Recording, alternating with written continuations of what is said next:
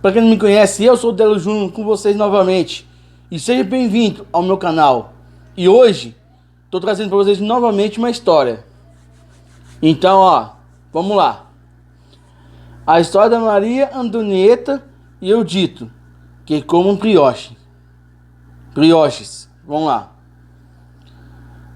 A Maria Antonieta, nascida no dia 2 de novembro de 1755, na Áustria, filha dos imperadores do Sacro Império Romano, Maria Teresa e Francisco Estevão, cresceu no ambiente relativamente informal da corte de Viena, onde havia certa distinção entre cerimônias de caráter públicos e vida privada. A escritora Antônia Fraser ressalta, entre aspas, a intimidade burguesa da vida doméstica do casal imperial, coisas impensável da corte paralela de Versalhes. Com parte do jogo político de sua mãe, a arquiduquesa austríaca, aos 14 anos de idade, desposa o herdeiro da coroa francesa, o Teofim Luís Augusto, o neto do Luís XV e futuro Luís XVI. Cimentando a aliança entre a casa de Habsburgo, sua família, e da casa de Bourbon, da família de seu marido. Assim, Maria Antonieta adentra a corte francesa, a mesma ostensiva e suntuosa da Europa, sitiada no Palácio de Versalhes, no Arretório de Paris. O cerimonial arquiteto do Luís XIV, ao transformar o antigo pavilhão de caça do seu pai, Luís XIII, em que um dos maiores e luxuosos palácios da Europa, continuava a ser executado pelos seus descendentes. Tanto Maria Antonieta, sujeita aos pormenores das regras de Versalhes. Como consente, o primeiro daria sucessão ao trono, a Teovina de França encontra-se cercada de um rígido etiqueta, visto que os protocolos da corte acompanhavam os membros da família real francesa constantemente. Ao acordar, havia um ritual de despertar, onde o toalete formal era realizado com a ajuda de auxiliares, princesa de sangue e damas da alta nobreza, seguindo-se o jantar público, onde os membros da corte acompanham a realeza em suas refeições e ritual de despir à noite, citados na Constituição famosa, onde a Maria Antonieta já se despia e já estava prestes a receber a roupa de baixo, trazida pela primeira dama do quarto de dormir, das mãos da dama do honor. Tudo isso estava de acordo com os planos e a dama do honor já despia a luva, preparando-se para pegar a camisa de baixo. Nesse ponto, chegou a turquesa de Orleans, princesa de sangue, indicando que a sua entrada pelo som raspado peculiar, que em Versalhes equivalia a uma batida na porta. A dama de honor, segundo a etiqueta, entregou-se a camisa de baixo à turquesa, e que começou a descalçar a própria luva. Maria Antonieta, é claro, antes estava nua. E assim ficou quanto mais uma princesa apareceu, a Condessa de Provença, que como membro da família real tinha presidência na cerimônia, e assim foi-lhe passada a camisa. Quando a duquesa tentou apressar as coisas, omitindo o descalçar da luva, conseguiu derrubar a touca real. Durante todo o tempo, Maria Antonieta ficou em pé, com os braços cruzados sobre o seu corpo, tremendo de frio. Ressalta-se como a residência de Maria Antonieta como rainha da França envolvia comumente cerca de 500 pessoas. Essa ia desde a dama de honor oficial, a Condesa de Noailles, até os trabalhadores que em grupo de quatro, que turnos trimestrais trabalhava nos estábulos, na cozinha e no próprio quarto de dormir, virando, por exemplo, o colchão real. Todos os funcionários eram pagos pelo ministro da Casa Real, sendo a residência do Luís XVI ainda maior e dos seus irmãos, o Conde de Provença e o Conde de Teartus, com suas respectivas esposas, quase todas grandes como o concerto de rei. Porém, descartando-se a extravagância pessoal de Maria Antonieta, visto que, embora seus liberes opicenos e casetas, quando iniciaram ataques pessoais à figura da rainha, inventam-se e exageraram-se muitas coisas quanto a contudo da mesma. Possuía razões perante aos seus exageros na moda. Estima-se que, desde a ascensão do trono com o falecimento do Luís XV e a consequente subida ao trono do Luís Augusto, Maria Antonieta recebia a visita de Rose Petin, modista imaginosa e extremamente talentosa, em torno de 2 vezes por semana.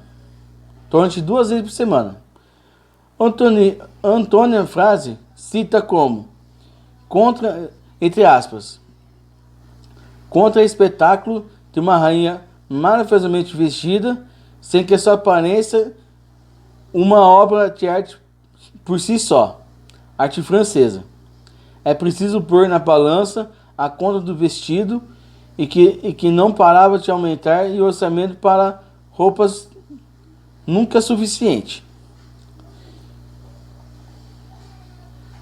Em meados de 1770, a desastrosa guerra de 7 anos contra a Inglaterra, rival tradicional da França, e seus aliados havia deixado o reino na beira da falência, sobrecarregado com deficiente financeiro e desobediente.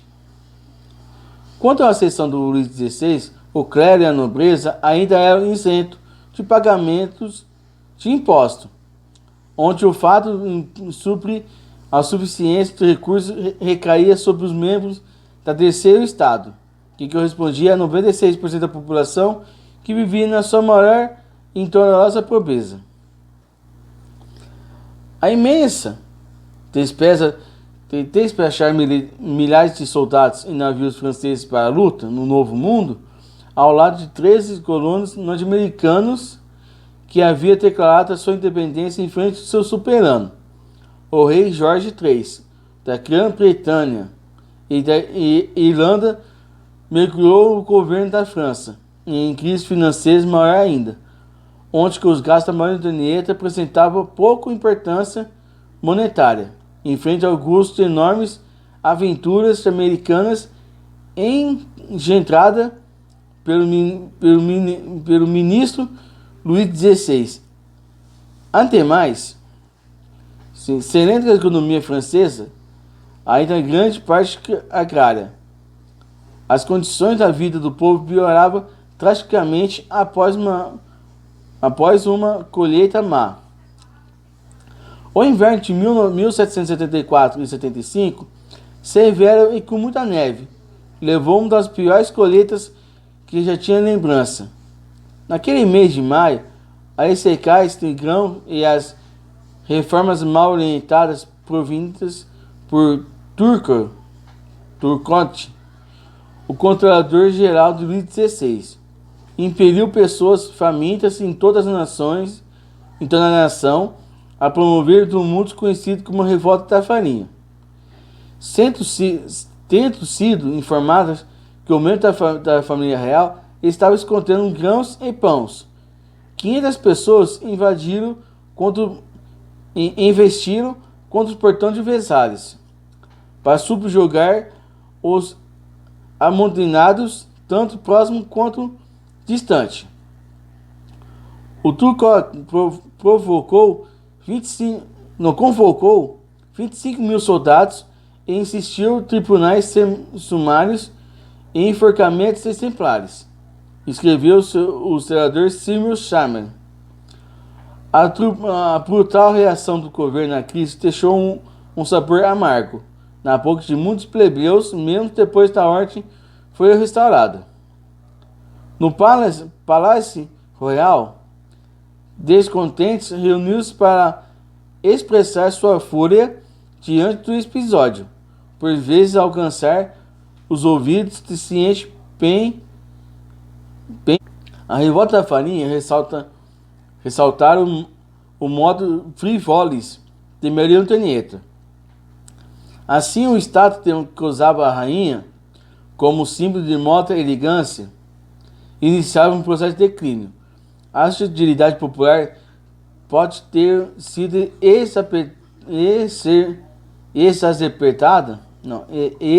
exacerbada pelo fato que, entre as práticas do modo de vida cortesão, figura-se o empunhamento do cabelo, onde que os ingredientes do pó utilizado para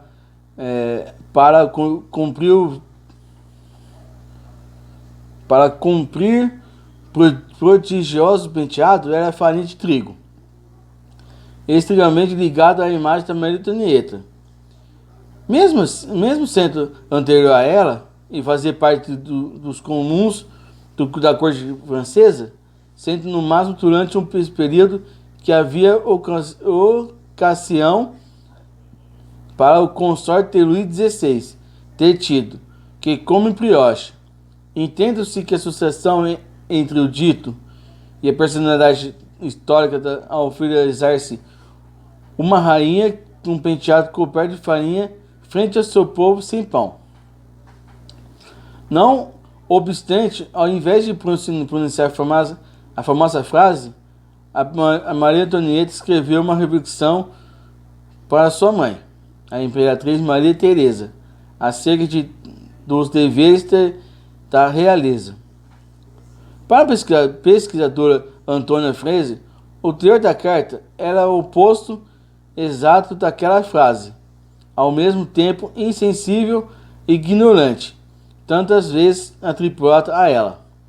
É bem certo, escreveu, que ao ver que o povo nos trata tão bem, apesar de seu próprio infortúnio, ficando mais obrigados a quem nunca trabalhar duramente pela sua felicidade. Sendo a rainha a única membro da família real francesa que recusava-se a cavalgar sobre os drigais dos camponeses, arruinando os mesmos.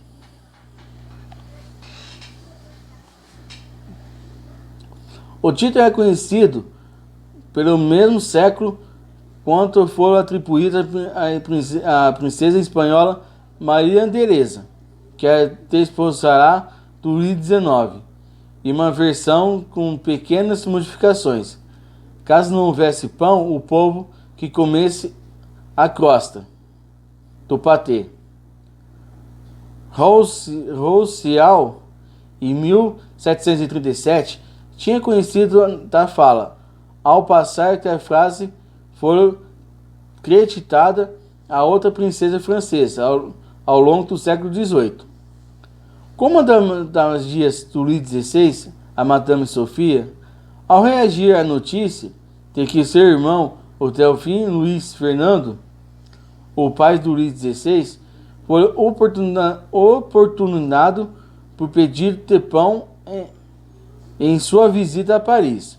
Acontece de Procne que, quando criança, foi espectadora de Versalhes de Maria Antonieta, atribuiu o título a outra tias reais, a Madame Vitória. A prova mais convincente da inocência da Maria Antonieta surge na Memórias de Conte Provença, publicada em 1823, onde, entre aspas, sem nenhum gelante guardião de reputação da cunhada, observou-se que comer patê em croûte, como sempre lhe recordava a frase da própria antepassada, a rainha Maria Teresa. Em resumo, era uma piada velha da família real. Especialmente simbólico, visto o pão, além do alimento básico do campesinado francês e da classe trabalhadora, consumiu 50% da renda do mesmo, além de 5% de gasto em lenhas. Porém, para consenso entre os biógrafos da Maria Antonieta, de que a frase letal não era proporcionada pela mesma. Os modos de vida da rainha continuam sendo condenáveis a partir do ponto de vista de uma outra legalidade e outro período histórico. Contudo, em termos de praticidade, Paris é uma cidade que dependia dos colaboradores financeiros, dos nobres e dos ricos, para manter a funcionalidade das suas indústrias, estritamente ligada à produção e ao comércio de luxo e semi-luxo, pois, para o estrangeiro, a moda fazia parte das razões que está em Paris. Thomas Jefferson assinava a revista Cabinet des Modes e mandava a gravura da moda para damas conhecidas suas na América. Como observou a polonesa Torpekenk em sua primeira visita à capital francesa, a cidadã fundaria sem o seu comércio de luxo.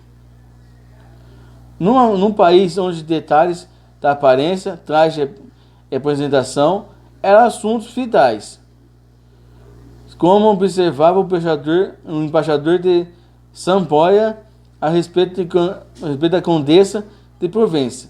Maria Antonieta era um consorte adequado.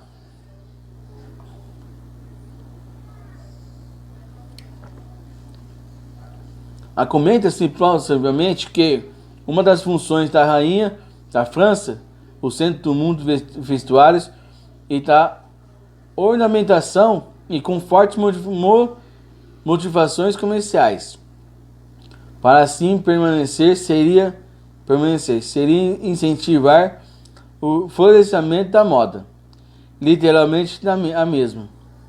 Frisa-se com as mulheres francesas que de todas as posições sociais desejavam parecer com sua rainha, onde, por exemplo, as penas de verdade utilizadas na Maria Antonieta, embora tivesse sido presenteada por Luís XVI com uma joia de plumas, ornamentada com o diamante que ele já possuía, ocasionaram o surgimento de um comércio lucrativo.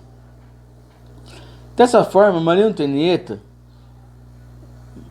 em vez de tornar humanitariamente grande para a época, se tornou uma típica de uma época. Se tornou uma típica de sua época, sendo considerada o símbolo máximo de representações do século XVIII.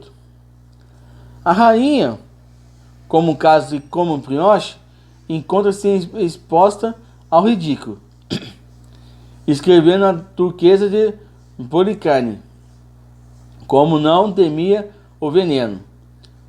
Isso não pertence a esse século. A calúnia que usam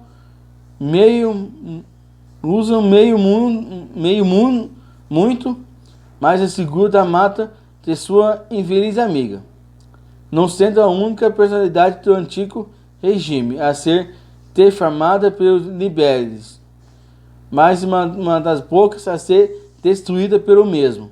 Afinal, uma princesa estrangeira encaixa perfeitamente bem para o papel de bode expiatório e tem uma monarquia em crise. A Avenida Vida Maria Antonieta venceu do seu catafalso, contudo, sua influência ecoa na história, sendo o papel do historiador desmistificar alguns clichês jornalísticos, como o estudo de presente artigo que vincula-se equivocamente à rainha consorte de França. Então é isso, pessoal. Como no primeiro vídeo que eu falei para vocês, eu não sou muito bom de ler. Tô trazendo esse conteúdo para vocês, para ver se vocês vão gostar, tá? Quem tiver algum como pode dizer, uma história diferente aí, deixa nos comentários. Se vocês querem que eu conte uma história. Aí se vocês quiserem que eu conte com relato sobrenatural, esse tipo de assunto, vocês comentem aí embaixo também que eu vou criar um e-mail para vocês podem mandar esses relatos. Beleza? Então é isso. Vou ficando por aqui. Curte, compartilhe, se inscreve no meu canal. Até a próxima. Fui!